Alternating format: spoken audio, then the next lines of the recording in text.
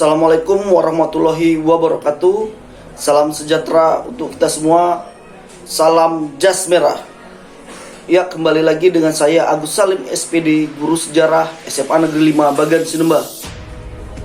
Ya, pada video kali ini kita akan membahas mengenai materi kedatangan bangsa Portugis dan bangsa Spanyol ke Indonesia.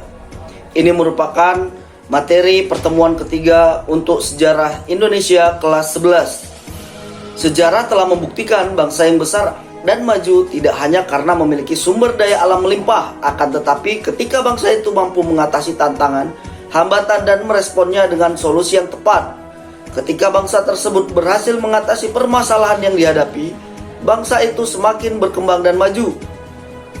Pada pembelajaran kali ini kita akan mempelajari bagaimana respon bangsa Eropa saat kegiatan ekonomi mereka terhambat karena kebijakan Turki Utsmani menutup kota Konstantinopel dari pedagang-pedagang Eropa. Pada permulaan abad pertengahan, orang-orang Eropa sudah mengenal hasil bumi dari dunia timur, terutama rempah-rempah dari Indonesia. Dengan jatuhnya Konstantinopel ke tangan Turki Utsmani pada 1453, mengakibatkan hubungan perdagangan antara Eropa dan Asia Barat atau Timur Tengah terputus.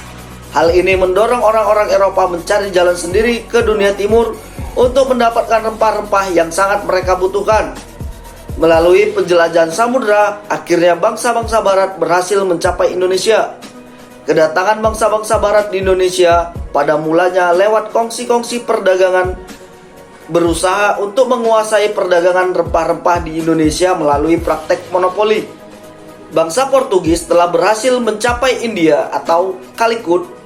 Pada 1498, bangsa Portugis berhasil mendirikan kantor dagangnya di Goa pada tahun 1509. Pada tahun 1511, di bawah pimpinan di Albuquerque, Portugis berhasil menguasai Malaka. Dari Malaka di bawah pimpinan di Abreu, tahun 1512 Portugis telah sampai di Maluku dan diterima baik oleh Sultan Ternate yang pada waktu itu sedang bermusuhan dengan Tidore.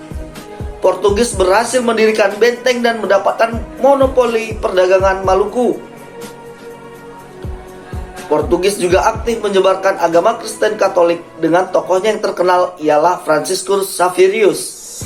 Portugis ini tidak hanya memusatkan kegiatannya di Indonesia bagian timur, tetapi juga ke Indonesia bagian barat. Dan terjadilah perjanjian Sunda Kelapa pada 1522 antara Portugis dan Pajajaran yang isinya sebagai berikut. A. Portugis mengizinkan mendirikan benteng di Sunda Kelapa. B. Pajajaran akan menerima barang-barang yang dibutuhkan dari Portugis termasuk senjata. C. Portugis akan memperoleh lada dari Pajajaran menurut kebutuhannya. Awal tahun 1527, Portugis datang lagi ke Pajajaran untuk merealisasikan perjanjian Sunda Kelapa, namun disambut dengan pertempuran oleh bangsa Demak di bawah pimpinan Fatahillah. Pertempuran berakhir dengan kemenangan di pihak pasukan Demak. Sejak itulah Sunda Kelapa namanya diganti menjadi Jayakarta, artinya pekerjaan yang jaya. Lanjut, masuknya bangsa Spanyol ke Indonesia. Kedatangan bangsa Portugis sampai ke Indonesia segera diikuti oleh bangsa Spanyol. Ekspedisi bangsa Spanyol di bawah pimpinan Magellan pada tanggal 7 April 1521 telah sampai di Pulau Cebu. Rombongan Magellan diterima baik oleh Raja Cebu sebab pada waktu itu Cebu sedang bermusuhan dengan Mactan. Persekutuan dengan Cebu ini harus dibayar mahal Spanyol sebab dalam peperangan ini Magellan terbunuh. Dengan meninggalnya Magellan, ekspedisi bangsa Eropa Spanyol di bawah pimpinan Sebastian Elcano melanjutkan usahanya untuk menemukan daerah asal rempah-rempah. Dengan melewati kepulauan Cagayan dan Mindanao, akhirnya sampai di Maluku pada 1521. Kedatangan bangsa Spanyol diterima baik oleh Sultan Tidore yang saat itu sedang bermusuhan dengan Portugis. Sebaliknya, kedatangan Spanyol di Maluku baik bagi Portugis merupakan pelanggaran atas hak monopoli.